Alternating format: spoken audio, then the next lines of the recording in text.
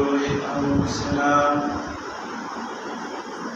ومن سيئات أعمالنا من يهده الله فلا مضل له ومن يضلله فلا هادي له وأشهد أن لا إله إلا الله وحده لا شريك له وأشهد أن محمدا عبده ورسوله أرسله بالحق بشيرا ونذيرا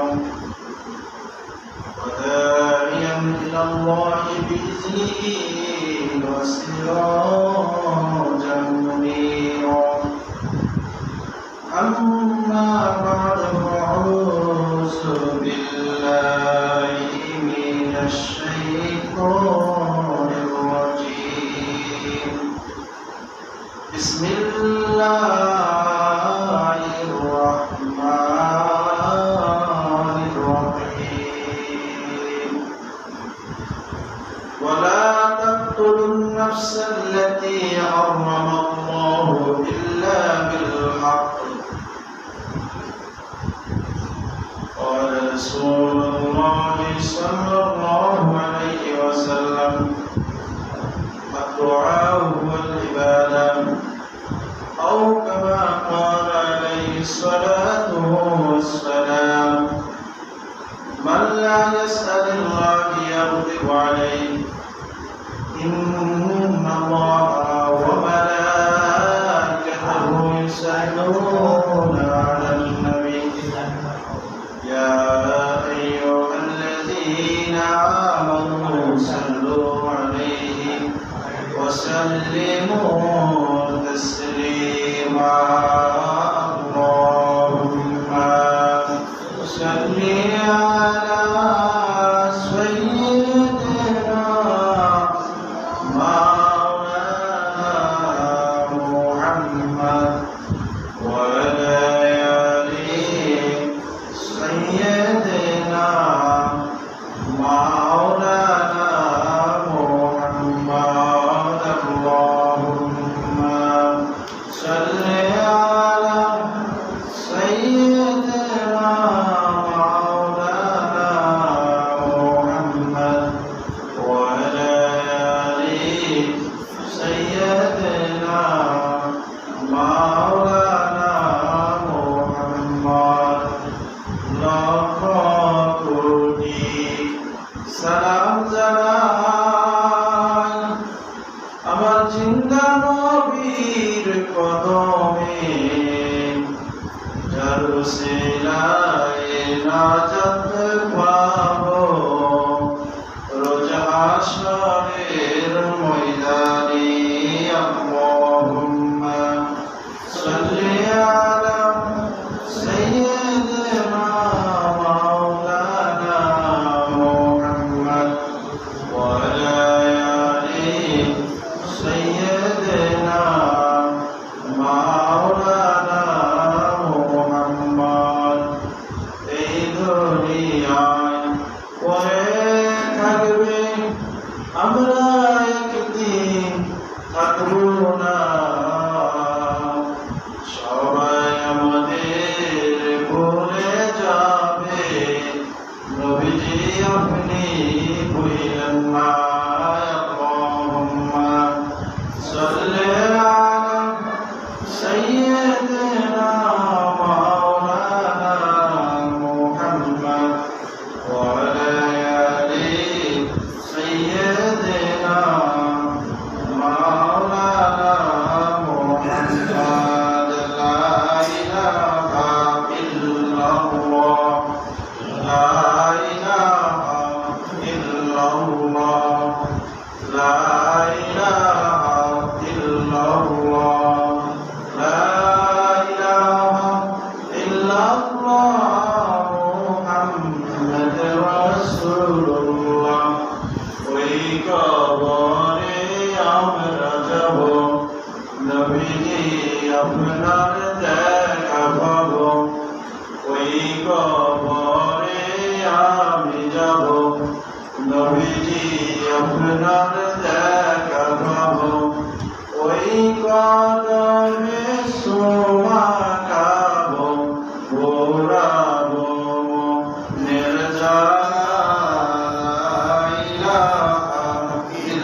ইল্লাল্লাহ লা ইলাহা ইল্লাল্লাহ লা ইলাহা ইল্লাল্লাহ মুহাম্মাদুর রাসূলুল্লাহ সাল্লাল্লাহু আলাইহি ওয়াসাল্লাম।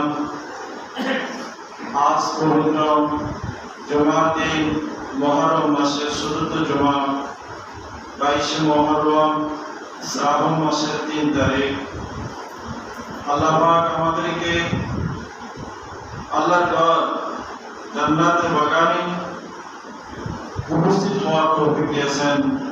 জুমার দিন, গরিবের হজের দিন, ইয়াউমুল জুমা আর ইয়াউমুল ঈদ, এমনকি অন্যদিকে ঈদের দিন, দুইটি পবিত্রময় এই দিনেই আল্লাহ পাক রব্বুল আলামিন আদম আলাইহিস সালামকে সৃষ্টি করেছেন। এই পবিত্র দিনে আমার পৃথিবীতে অংশ পাবেন, পবিত্র জুমার দিনে, সেই শ্রেষ্ঠতম দিনে আল্লাহ পাক আমাদেরকে বর্বরতা আইয়ামে জাহিলিয়াতের অবস্থার মতোই তামাম পৃথিবীর অবস্থা, সেই খারাপ অবস্থায় আমাদেরকে আল্লাহ যে কবুল করেছেন, আল্লাহর আশা সুস্থ রেখেছেন, সেই জন্য মহান রব্বুল আলামিনের দরবারে আমরা শুকর আদায় করি। সবাই বলি আলহামদুলিল্লাহ। লাখো কোটি সালাম আমার আপনার নবী হুজুর পাক সাল্লাল্লাহু আলাইহি ওয়াসাল্লামের প্রতি আমরা কদম মুসিয়ে একবার দুরূদ শরীফ আদায় করি সাল্লাল্লাহু আলাইহি ওয়াসাল্লাম। বর্তমান পরিস্থিতি আমাদের খুবই নাজুক। দেশে বিদেশে, বিশেষ করে বাংলার জমিনে, বিশেষ করে মানুষ হত্যা, খুন খারাপি, চাঁদাবাজি, অনৈতিক কার্যকলাপ এত বেশি বেড়ে গেছে, যেটা আমরা অতীতে কখনো এরকম অবস্থা দেখি নাই। আল্লাহ পাক রব্বুল আলামিন মানুষকে হত্যা করার বিষয়ে, অন্যায়ভাবে মানুষকে হত্যা করা, এটা হচ্ছে জঘন্য কবিরা গুনাহ, কুফরি। একজন মুসলমান যদি কোনো মুসলমানকে হত্যা করে, সে শুধু একজনকে নয়, তামাম পৃথিবীর সমস্ত মুসলমানকে সে হত্যা করলো। বলেন নাউযুবিল্লাহ। আল্লাহ পাক রব্বুল আলামিন কোন মানুষকে বিনা কারণে হত্যা করার কয়েকটা উপকরণ আছে। যেমন কেউ যদি জিনা সাব্যস্ত করে, পুরুষ জিনাকারী অথবা নারী জিনাকারী, তাকে হত্যা করা আল্লাহর আদেশ। তাকে হত্যা করা কার আদেশ? আল্লাহর আদেশ, যে তাদেরকে রজম মেরে হত্যা করো, পাথর মেরে কি করো, হত্যা করো। চুরি ডাকাতি করছে, হাত কেটে দাও, এগুলো আল্লাহর আদেশ।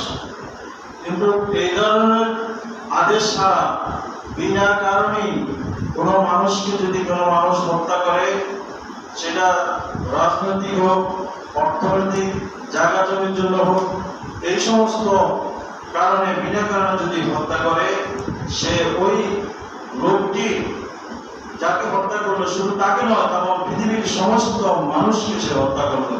নাউযুবিল্লাহ। আল্লাহ পাক রব্বুল আলামিন হুঁশিয়ার করে দিয়েছেন সূরা আনআমের 151 নম্বর আয়াতে।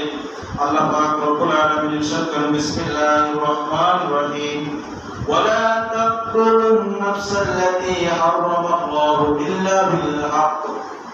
আল্লাহ পাক রব্বুল আলামিন ইরশাদ করেন, আল্লাহ যাহার হত্যা নিষিদ্ধ করে দিয়েছেন, যাকে হত্যা করা, অর্থাৎ আমি আপনাকে হত্যা করা, আপনি আমাকে হত্যা করা, এটা নিষিদ্ধ, এটা আল্লাহর নিষেধ।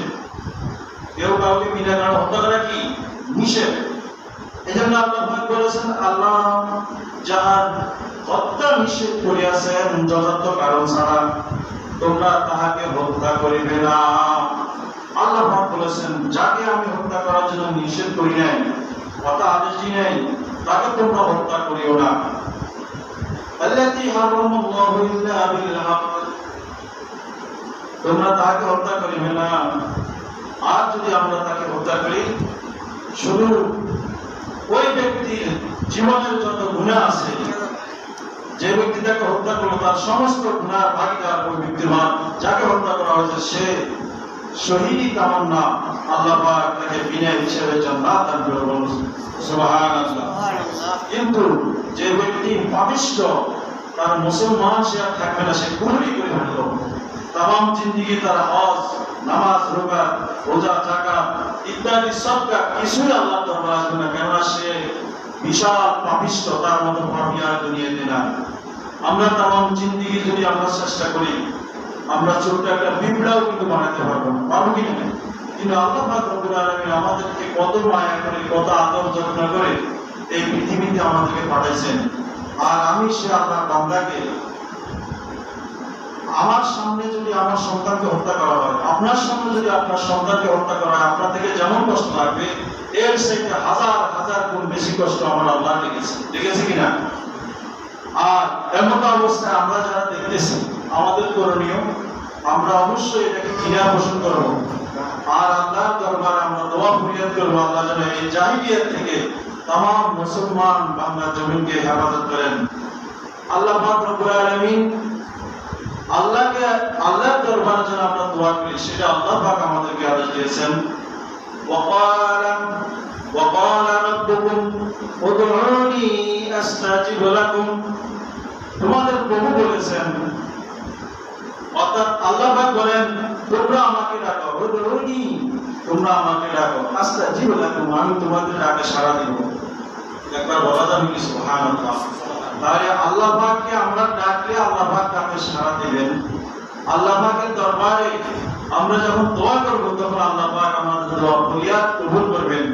আর দোয়া হুয়াল ইবাদা, হুজুর আকরাম সাল্লাল্লাহু আলাইহি ওয়াসাল্লাম বলেছেন দোয়াই হচ্ছে ইবাদত। অন্য হাদিসে হুজুর আকরাম সাল্লাল্লাহু আলাইহি ওয়াসাল্লাম ইরশাদ করেন, মান লা ইয়াসআলিল্লাহ ইয়াকতুব আলাইহি, যে ব্যক্তি আল্লাহর নিকট দোয়া করেন না আল্লাহ পাক তার দোয়ার রাগান্বিত হন, অর্থাৎ আল্লাহ পাক তার গুনাহ করেন। তিরমিজি শরীফে 3373 নম্বর হাদিসে এই কথা বলা হয়েছে। আমাদের মাঝে বিভ্রান্তিকর কিছু মানুষ বলেন যে দোয়া করা নাকি বিদআত, বলেন নাউজুবিল্লাহ। দোয়া করা হচ্ছে সর্বোত্তম ইবাদত, কেননা পৃথিবীতে আমরা আল্লাহর দরবারের ইতিহাস থেকে সমস্ত জায়গায় আমরা দেখেছি আল্লাহর নবী রাসূলুল্লাহ সাল্লাল্লাহু আলাইহি সাল্লাম আরাফাতের ময়দানে হাত উত্তোলন করে 10 লক্ষ মানুষের সামনে দোয়া করেছেন। আল্লাহ পাক সমস্ত মানুষের সেই ইতিহাস, সেখান থেকে আমরা জানি হুজুর আকরাম সাল্লাল্লাহু আলাইহি সাল্লাম থেকে, সাহাবায়ে কেরাম থেকে, ওলি আল্লাহ থেকে শুরু করে এই যাবত আমরা বিপদে আপদে সমস্ত ক্ষেত্রে আমরা আল্লাহর দরবারে যদি দোয়া করি আল্লাহ পাক আমাদের দোয়া কবুল করবেন। এটা আল্লাহই শিখিয়ে দিয়েছেন। আল্লাহ বলেছেন উদউনি, তোমরা আমাকে ডাকো, আস্তাজিব লাকুম, আমি তোমাদের ডাকে কি করব? সাড়া দিব। নামাজের মাধ্যমে সর্বোত্তম আল্লাহ পাকের কাছে প্রার্থনা করার আগে 2 রাকাত নামাজ আদায় করতে হবে। অর্থাৎ নামাজ, আকিমুস সালাত ওয়া আতুজ যাকাত, আল্লাহ পাক সর্বপ্রথম নামাজের মাধ্যমে সমস্ত কিছুর আগে নামাজকে প্রাধান্য দিয়েছেন। আমরা যদি নামাজ না পড়ি, একটু নামাজ না পড়ি আর আল্লাহর কাছে যদি আমরা দোয়া প্রার্থনা করি, নামাজের মাধ্যমে দোয়া করলে আল্লাহ যতটা দ্রুত বেগে আমাদের সমাধান করবেন। আর এমনিতেই যদি আমরা দোয়া করি, দোয়ার মধ্যে ইস্তেগফার থাকে। এজন্য আমরা বিপদে আপদে সর্বদাই বর্তমান যে পরিস্থিতি, যে সমস্ত মানুষ শহীদ হয়েছেন, আমরা তাদের মাগফিরাতের জন্য দোয়া করতে পারি। আর আল্লাহ পাকের দোয়া করবো এটাই যে আল্লাহ পাক আমাদের এই দেশকে সার্বভৌমত্বে, বাংলার জমিনকে এই সমস্ত ফিতনাবাদদের হাত থেকে সাধারণ মানুষের জীবন এবং মান উভয়কে যেন আল্লাহ পাক হেফাজত করে, সকল বলি আমিন। হাজিরিন, মুহররম মাসের এই মাস 10 মুহররমে অনেক কিছু ঘটেছে। আল্লাহ পাক রব্বুল আলামিন 10 জন নবীকে তাদের মর্যাদা দিয়েছেন, বিপদ থেকে তাদেরকে হেফাজত করেছেন। আমরা সকলে জানি, বিশেষ করে হযরত সুলাইমান আলাইহিস সালামকে আল্লাহ পাক রব্বুল আলামিন একবার কঠিন পরীক্ষা দিলেন। পরীক্ষার মাধ্যমে তার রাজত্ব আল্লাহ পাক ছিনিয়ে নিলেন, তাকে বদর প্রতীক বানিয়ে দিলেন। অর্থাৎ এই ঘটনার কেন্দ্র করে বলতেছি, যিনি तमाम পৃথিবীর বাদশা, তাকে আল্লাহ পাক রব্বুল আলামিন বদরের প্রতীক বানিয়ে দিয়েছেন 1 সেকেন্ডের ভিতর। আর আমরা তো সাধারণ একটি দুনিয়ার ক্ষমতার জন্য আজকে মানুষকে হত্যা করতেছি। সুলাইমান আলাইহিস সালামের হাদিসে বর্ণনা এসেছে, তিনি চিন্তা করলেন যে জিহাদের ময়দানে যদি তার সন্তানরা যদি থাকে তাহলে সবচেয়ে বড় প্রাধান্য হবে জিহাদের ময়দান শক্তিশালী হবে। তিনি নিয়ম করলেন যে ওনার 1000 বিবি ছিলেন, তিনি চিন্তা করলেন যে আমি 1000 বিবির কাছে যাব, 1000 বিবির সাথে সহবাসের মধ্যে আমার 1000 সন্তান ছেলে সন্তান হবে, আর ওদেরকে আমি আল্লাহ পাকের দরবারে আমি নিয়োগ করব, তাদেরকে জিহাদি সৈনিক হিসেবে তৈরি করব, তারা আল্লাহর জন্য জিহাদ করবে। সুবহানাল্লাহ। তিনি নিয়োগ করেছেন এভাবে যে কারণ নবীদের বিষয় হলো আলাদা, যিনি তামাম পৃথিবীর বাদশা, আল্লাহ পাক তাদের ক্ষমতা অসীম ক্ষমতা দিয়েছেন। তিনি যখন এই নিয়োগ করলেন, করার পরে তিনি তার মনের বাসনা অনুযায়ী তিনি তার 1000 বিবির সাথে তিনি সাক্ষাৎ করলেন। আল্লাহ পাক একজন বিবির ঘরে একটা সন্তান দিলেন, কিন্তু ওই সন্তানের হাত পা কিছুই নাই, শুধু একটা মাংসর পিণ্ড বের হলো। এটা যখন সুলাইমান আলাইহিস সালামের দরবার পেশ করা যে আপনার একটি সন্তান হয়েছে, আপনি তো নিয়ত করলেন 1000 সন্তান হবে, কিন্তু একটি সন্তান হয়েছে যার কোনো মানুষ আকৃতি তার নাই। তিনি লজ্জিত হয়ে চেষ্টায় পড়ে গেলেন যে আমি কোন জায়গায় ভুল করেছি। পরবর্তীতে তিনি চিন্তা করে দেখলেন যে তিনি যখন কথাটা বললেন ইনশাআল্লাহ বলেন নাই, কি বলেন নাই যে ইনশাআল্লাহ আমি আমার 1000 বিবির কাছে যাব, আমার ইনশাআল্লাহ আমার এতগুলো সন্তান হবে। তিনি যখন আল্লাহর নাম ভুলে গেলেন, আল্লাহ পাক এবার পরীক্ষা ফেলাই দিলেন, সিংহাসন সহ তো গেল, তার মনের আশাটাও কি হলো না, পূর্ণ হলো না। এবার সিংহাসন হারানোর আগে একটি ঘটনা হলো, তিনি যখন প্রস্রাব পায়খানার জন্য যেতেন তখন তিনি তার ওই আংটিটি ছিল জান্নাতি আংটি। এই আংটি আসার পূর্বে একটি ঘটনা বলি, সুলাইমান আলাইহিস সালাম বাবা দাউদ আলাইহিস সালাম যখন বিহিত হয়ে গেলেন, আল্লাহ দরবার ফরিয়াদ করলেন যে আমার ক্ষমতায় আমার সিংহাসনে কাকে দিও, আমার তো অনেকগুলো ছেলে হয়ে আছে।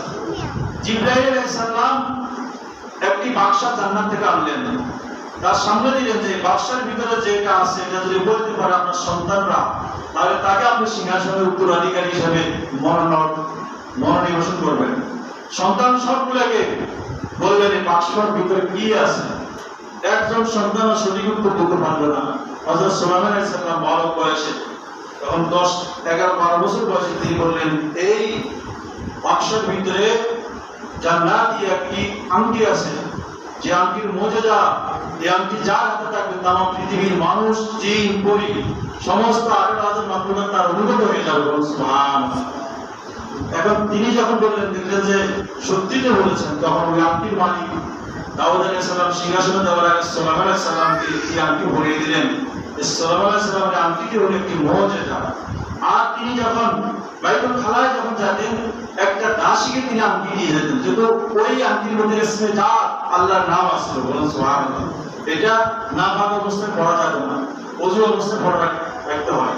তিনি যখন রেখে গেলেন, এবার তার সিংহাসনের প্রতি লোক, আমাদের দেশে যেরকম ক্ষমতার লোক আছে কিনা, আমাদের দেশে যেমন মানুষের ক্ষমতার লোক, ক্ষমতার জন্য মানুষ মানুষকে মেরে ফেলে, অনুরূপ ভাবে সুলাইমান আলাইহিস সালামের সিংহাসন দখল করার জন্য একটা প্রশক্তিময় একটা জিন, সে সুলাইমান আলাইহিস সালামের রূপ ধারণ করে তিনি যখন বাইতুল খালাতে গেলেন, ইসতিনজায় গেলেন, তখন এই আসি বলতেছে আংটিটা দাও। এবার সে আংটিটা ভরে সে সিংহাসনে বসে আছে, তার পরিপূর্ণ শক্তি তার হাতের মধ্যে এসে গেল। সুলাইমান আলাইহিস সালাম তখন সেখান থেকে বের হয়ে তার দাসীকে বলল যে আমার আংটি দাও। বলে আমি আপনাকে কিছুক্ষণ আগে তো আংটি দিয়ে দিলাম। সে বলল না, আমার আংটি তুমি দাও নাই। বললো যে আপনি আংটি নেন নাই, তাহলে আপনি যান, যাই রাজ দরবারটা ডেকে আসেন, ওইখানে কি আছে, যা দেখে যে সেখানে বসে আছে একজন ওনার মধ্যে। এবার উনি যত আলোচনা করলেন কেউ তার কথা শুনতেছে না, কারণ এই পরীক্ষায় আল্লাহ পাক তাকে বাড়াবেন। কারণ অপরাধ আল্লাহর নবীদেরকে আল্লাহ একনিষ্ঠভাবে ছোট্ট একটি ভুলের জন্য তিনি ছাড় দিতেন না। বলেন সুবহানাল্লাহ। আর আল্লাহ পাক যুগে যুগে মুমিন বান্দাদেরকে এভাবে পরীক্ষা দিতেন। এবার তিনি সিংহাসন ফলাইবার রাজ্যে গুরু গুরু চাকরি করতেছেন, কোথাও চাকরিও হয় না, কেউ খাদ্য দেয় না ওনাকে। পরবর্তী তিনি অক্লান্ত পরিশ্রম করতে করতে চেষ্টা বিফলে যাওয়ার পর তিনি চলে গেলেন একটা নদীর কিনারে গেলেন, যাই সেখানে কয়েকজন জেলেকে দেখে তিনি বললেন যে আমাকে ওনাকে কাজ দেন, আমি একটু খাদ্যের অভাবে আমি আজকে দীর্ঘদিন অসুস্থ হয়ে গেছি। তখন জেলেরা বললো যে তুমি সকাল থেকে সন্ধ্যা পর্যন্ত আমাদের সাথে থাকবা, বিনিময়ে 2টা মাছ তোমাকে দেব, তুমি কি সত্যি রাজি আছো কিনা? তখন তিনি বললেন যে ঠিক আছে, আমি আপনাদের এই শর্ত আমি মানি। তখন সুলাইমান আলাইহিস সালামকে জেলের সর্দার রিসিভ করলেন, তাকে চাকরি দিলেন, সারাদিন তাদের সাথে মাছ বাইত।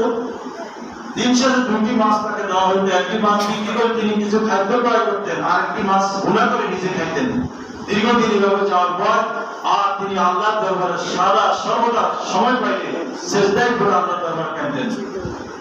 একবার সুলাইমান আলাইহিস সালাম একটি গাছের ডিঙ্গের নিচে যখন বিশ্রাম নিচ্ছেন, তখন একটি সাপ এসে যখন ওনাকে বাতাস করতেছেন, এর মধ্যে ওই সর্দারের মেয়ে সে বাবার জন্য ভাত নিয়ে আসলো। ওই জায়গায় আসে দেখতেছে সুলাইমান আলাইহিস সালামকে একটা সাপে বাতাস করতেছে। এই দৃশ্য দেখে ওই মহিলা তার বাবার কাছে প্রস্তাব রাখলো যে আপনার যে গোলাম, আপনার যে চাকরি করতেছে আপনার কাছে সুলাইমান, তার কাছে বাবা আমি বিয়ে বসতে চাই। কেননা কি জন্য বিয়ে বসতে চাই? তিনি দেখলেন যে তার এত সৌন্দর্য, এত সুন্দর, এরকম যুবক আর কোথাও তিনি দেখেন নাই। আবার অন্যদিকে যাকে সাপ বাতাস করে সে তো সাধারণ করে মানুষ নয়, বলা গেছে সুবহানাল্লাহ। পরবর্তীতে সুলাইমান আলাইহিস সালামের সাথে ওই মেয়ের তার মালিক কি করলেন? বিয়ে বন্ধন আবদ্ধ করে দিলেন, তারা সংসার করতেছেন। একদিন সুলাইমান আলাইহিস সালাম আবার সেই নদীতে গিয়ে জেলেদের সাথে মাছ ধরলেন, এখান থেকে একটি মাছ আনি তার স্ত্রীকে দিলেন। দেওয়ার পর তিনি নামাজে গেলেন। স্ত্রী দেখলো যে মাছ ফুটার পর দেখলো যে মাছে গাড়ির ভিতরে একটি আংটি। এর আগে সুলাইমান আলাইহিস সালামের উচিত ছিল একজন জিন। সে চিন্তা করলো আজকে দীর্ঘ 40 দিন হয়ে গেল, সুলাইমান তার কিছু সন্দেহ আছে যে সুলাইমান যেহেতু দুজন হয়েছে, তার কোনটা আসল কোনটা না বলে এখন একটু চিন্তা করতেছে। সে গবেষণা করে দেখলো, সে তার দাসীকে জিজ্ঞেস করলো যে আজকে 40 দিন পর্যন্ত সুলাইমান আলাইহিস সালামের আসার আসতে আপনাদের কেমন লাগলো? তিনি বললেন যে সুলাইমান আলাইহিস সালাম যখন টয়লেটে যাইতেন, বাথরুমে যেতেন, তখন আংটি আমার কাছে জমা রাখতেন। আজকে 40 দিন পর্যন্ত এই সুলাইমান কিন্তু আংটি জমা দেয় না। তাহলে 40টা দিন সে খায় কি আর সে কোথায় যায় প্রসাদ পায়খানা করে? আমি এটা কখন দেখি নাই। এবার মানুষ সন্দেহ লাগলো। এবার তখন ওই জিনে তখন তাওরাত কিতাব, তখন তো তাওরাত কিতাব, তিনি তাওরাত কিতাব পড়ার জন্য 10 থেকে 15 জন কারি আনলেন। আনার পর সেই রাজ দরবারের মধ্যে তাদেরকে বললেন তোমরা সহি শুদ্ধ করে তাওরাত কিতাব পড়তে থাকো। সবাই যখন উচ্চ আওয়াজে তাওরাত কিতাব পড়তেছে, এবার ওই জিন যে সুলাইমান নগর তার শরীরে জ্বালা ভরা ছুটে গেছে। কেননা কিতাবের আলোচনা এবং কিতাবের বাণীগুলো যখন সে শুনতেছে তখন আর সহ্য করতে পারে না। এবার সে নিজে তার সিংহাসন পালাই ওই আংটিকে সে নদীতে ফেলা দিছে, কারণ না পালালে তার সুরত চেঞ্জ হবে না। এবার তার পুনরায় সে আগের জিনের সুরত আসার জন্য আংটিকে নদীতে ফেলা দিছে। ফলাই দেওয়ার সাথে সাথে ওখানে একটা মাছ আংটিটা গিলে ফেলছে। সুবহানাল্লাহ। আর সেই মাছে আবার জালের মধ্যে সুলাইমান আলাইহিস সালাম জালে আবার সেই মাছটা গেছে কোথায়? সুলাইমান আলাইহিস সালামের বিবির কাছে। বিবি যখন ওটাকে টুকরো টুকরো করে যখন হারাই ফেললেন, দেখলেন ভিতরে একটি আংটি, যে আংটি থেকে চকচক করতেছে, মনে হচ্ছে মণিমুক্তার মতো। এবার সুলাইমান আলাইহিস সালাম নামাজ পড়ে আসার পরে স্ত্রী তার হাতে আংটিটা দিয়ে বললেন, স্বামী গো, এত সুন্দর আংটি আমি কখনো দেখি নাই। আংটি যেখানে রাখি অন্ধকার কিন্তু আলোকিত হয়ে যাবে। সুবহানাল্লাহ। তিনি দেখি তো অবাক যে এই আংটি তো আমার থেকে হারিয়ে ফেলছে আরো দীর্ঘদিন আগে। তিনি সিজদায় পড়ে গেলেন আল্লাহর দরবারে, ওযু করে 2 রাকাত নামাজ পড়ে আল্লাহর দরবারে দোয়া করেছেন। সুবহানাল্লাহ। সেখানে তিনি আংটিটা পরিধান করার সাথে সাথে তার চেহারা, সুরত, তার সে লাবণ্য, সে সত্যি সমস্ত পৃথিবীর 18,000 মাখলুকের ধারে গেছে, মাথা নত করে দাঁড়িয়ে আছেন। এই দৃশ্য দেখে তার স্ত্রী থরথর করে কাঁপতেছে। তিনি বললেন, আমার স্ত্রী প্রিয়তমা, তুমি চিন্তা করো না, আমি হলাম সুলাইমান নবী। আমার একটি ভুলের জন্য আজকে দীর্ঘদিন আমি এই কষ্ট করলাম। অর্থাৎ পৃথিবীতে আল্লাহ পাক রব্বুল আলামিন এই শিক্ষার মাধ্যমে বুঝালেন যে আল্লাহ পাক চাইলে আপনাকে তামাম পৃথিবীর বাদশাহী দিতে পারেন। আমার আল্লাহ চাইলে সেকেন্ডের ভিতরে আপনাকে কি করতে পারেন? একজন দাসে পরিণত করতে পারেন। ঠিক না? এই পৃথিবীতে যারা আমরা ক্ষমতার জন্য আজকে মানুষকে মানুষ রূপে মনে করতেছি না, আমরা যারা আজকে অন্যায়ভাবে কিছুদিন আগে দেখলাম, আপনারা দেখেছেন, এক ভাইকে তারা নির্মমভাবে রোডের মধ্যে মেরে ফাঁসর মেরে তারা কি করলো, হত্যা করলো। এবং তার মৃত লাশের উপর দিয়ে তারা কি করলো, তারা উপর থেকে উঠে তারা পা দিয়ে পদদলিত করলো। অর্থাৎ আইয়াবে জাহিলিয়ার যুগে যেগুলো আমরা ইতিহাসে পেলাম, মানুষ মানুষকে জীবন্ত কবর দিত, মানুষ নারীদেরকে হত্যা করত, তারা হাসি ঠাট্টার মাধ্যমে। এখন আমাদের এই বাংলার জমিনটা সাদাবাজে ভরপুর, লুটরাজে ভরপুর। আমাদের মানুষ মানুষকে এখন দিনে দুপুরে কোবাইতেছে, মারতেছে। এটা অবরব আমরা কিছু কিছু জায়গায় আমরা হয়তো দেখি, কিছু কিছু জায়গায় আবার দেখতেছি না, সব জায়গায় কিন্তু আসে না মিডিয়াতে। এই জন্য আমরা এই দেশকে শান্তিময় করার জন্য আমাদেরই দোষ। আমরা যখন আমাদের মূল্যবান ভোট যখন আমরা প্রদান করি, তখন অবশ্যই আমরা নীতিবান, সৎবান, নেককার, মুত্তাকি, যার মাধ্যমে দেশ এবং প্রশাসন ভালোভাবে চলবে, আমরা ওই লোকগুলোকে আমরা কি করি, ভোট না দিয়ে আমরা ভোট যখন আসে তখন আমরা 500 টাকার মধ্যে 1000 টাকার মধ্যে আমরা আমাদের ইমানকে নষ্ট করে দিই। ঠিক না? ভোট যখন আসবে দেখবেন আমরা এক কাপ চার জন্য, একটা বিস্কুটের জন্য আমরা পাগল হয়ে যাই। সর্বশেষ অন্ধকার রাত্রে আসে কুচিত্রী মহল, আসে তাদের টাকার বিনিময়ে তার মূল্যবান ভোট কিনে ফেলি, আর আমরা আমাদের ইমানকে নষ্ট করে ফেলি।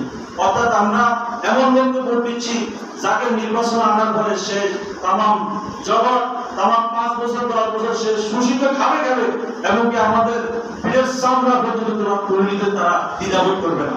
তাহলে ভোট যাকে নির্বাচন করা হয় ইসলামিক শরিয়া মতে আপনার ভোটটা একটা আমানত, এটা আপনার দিতেই হবে। তবে আপনিও বিবেক হলে সবচেয়ে বড় আদালত। আপনাকে গভীরভাবে চিন্তা করতে আপনার সামনে 5 জন লোক মনোনয়ন প্রার্থী, আপনি 5 জনের মধ্যে আপনি গভীরভাবে চিন্তা করে আপনি চিন্তা ভাবনা করেছেন যার মধ্যে তাকওয়া আছে, যার মধ্যে ইমানদারি আছে, যার মধ্যে নামাজ আছে, রোজা আছে, যার মধ্যে মানুষের মায়া মমতা ভালোবাসা আছে, আমি ওই লোককে আমি নির্বাচন করতে হবে। এখন দেশের পরিস্থিতির জন্য আমরা অপেক্ষায় আছি, আছে কিনা? কারণ আমরা এমন কিছু লোকদেরকে আমরা ক্ষমতায় বসাই দিই যারা ওটা কন্ট্রোল করতে পারে না, তারা নিজেরাই হাত থেকে খায়। এই যারা চাঁদাবাজি করে তারা শুধু তারাই টাকা তাদের উপর মহত্বকে তারা দিচ্ছে, এই টাকা নিয়ে আবার তারা বাদ বন্ধন করতেছে। কিন্তু সাধারণভাবে আমরা সাধারণ যারা ব্যবসা করি তারা শান্তিভাবে ব্যবসা করতে এখন পারতেছি না, তাদের কাছে আসি চাঁদা খাটতেছে। এক ধরনের শ্রেণী 17 বছর তারা চাঁদাবাজি করেছে, আরেক ধরনের উপবাস দীর্ঘদিন তারা এখন চাঁদাবাজি করতেছে। তাহলে বুঝে গেল এই দেশটা লুটি করে খাচ্ছে। আর আমরা তাম পৃথিবীর মানুষ, তাম বাংলার জমির যারা আছি কেউ কোন স্থানে শান্তিতে নাই। যারা গাড়ি চালায় তারাও অশান্তির মধ্যে আছে, রোডের মধ্যে দাঁড় করে নিয়ে তাদের থেকে চাঁদা নিচ্ছে। আসলে আমরা সবাই আসন্ন নির্বাচন ঘনাই আসতেছে, আমরা অবশ্যই আমাদের এই বিষয়ে বারবার আমরা কিন্তু ভুল করেছি। এবার সামনে আমরা যখন অবশ্যই আমাদের মূল্যবান ভোট আমরা দিব, আমরা অবশ্যই বিবেচনা করবো না হয় কাল কিয়ামতের ময়দানে আমরা আল্লাহ পাকের দরবারে কিন্তু আসামি হিসেবে না করে দাঁড়াবো। কারণ ওই নাস্তিক, ওই বেঈমান, সুদখোর এবং চাঁদাবাজির দলকে যদি আমরা দেশে যদি আমরা যদি নির্বাচিত করি প্রার্থী হিসেবে আনি, এটার জন্য আমরা সবাই আপনার কাছে জবাবদিহি করতে হবে। আর অবশ্যই আমার টাকার কাছে 511 টাকার কাছে কেউ কখনো ইমান নষ্ট করবো না। কেননা যারা সৎ লোক তারা কখনো তার টাকা দিয়ে ভোট কিনবে না, আর যারা অসৎ লোক তারা কিন্তু টাকা দিয়ে আপনার ভোট কিনে নেবে। কারণ তারা তো টাকা উপার্জন করে ফেলছে। এখন যে বর্তমানে চাঁদাবাজি চলতেছে, এই টাকা কেন? এই টাকা দুটা উদ্দেশ্য, এক হলো তাদের পেট চালাবে, আর হলো ভবিষ্যতের জন্য সঞ্চয় করতেছে। অর্থাৎ মানুষ থেকে এই সুযোগে যা নিতে পারি, নির্বাচনের সাথে আমার টাকা ব্যয় করা লাগবে, টাকা তো আমার ভোট থেকে দিবে না, এটা আমার আপনার টাকা। এই জন্য আমরা বর্তমান পরিস্থিতিতে আমরা নিজেকে ঠিক রাখবো, নিজের ইমানকে ঠিক রাখবো, আল্লাহর কাছে দোয়া করি আমরা যেন আমাদের দেশে এমন একজন ব্যক্তিকে, এমন একজন প্রশাসন, এমন একজন রাষ্ট্র কাঠামো যেন আমরা কায়েম করেন, যার মাধ্যমে আমাদের সমাজ, রাষ্ট্র কোরআন ও হাদিসের সুন্নাহ মতো যেমন দেশ পরিচালিত হয়, আমরা যেন আমাদের জান-মাল নিরাপত্তার মাধ্যমে যেন আমরা বসবাস করতে পারি। আল্লাহ পাক আমাদের সেই তৌফিক দান করুন। সকল বলি আমিন। ওয়া আলহামদুলিল্লাহি রাব্বিল আলামিন।